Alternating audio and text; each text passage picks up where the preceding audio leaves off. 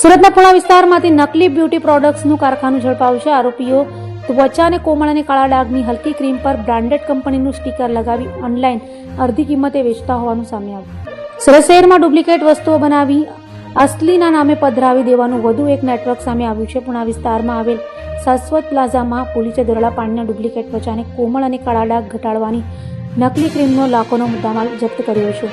પુણા પોલીસે સ્થળેથી એક 21 વર્ષીય યુવક કામરેજ ખાતે રહેતા અર્ષિત લાલજી દેસાઈની ધરપકડ કરી છે.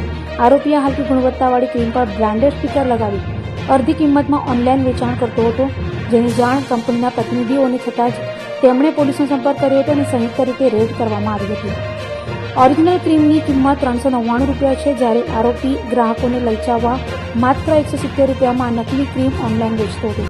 પોલીસે શાશ્વત પ્લાઝા અને આરોપીના કામરેજ સ્થિત ઘરે દોડા પાડીને વસ્તુઓ કબજે કરી છે, જેમાં નકલી ક્રીમની 801 નંગ ડબ્બીઓ, કંપનીના લોગોવાળા નકલી સ્ટીકરો અને પારદર્શક packing wrapper, heat gun machine અને ફ્લિપકાર્ટના બ્રાન્ડિંગવાળી સેલોટેપ મળી કુલ આશરે 3.19 લાખનો મુદ્દામાલ જપ્ત કરાયો છે.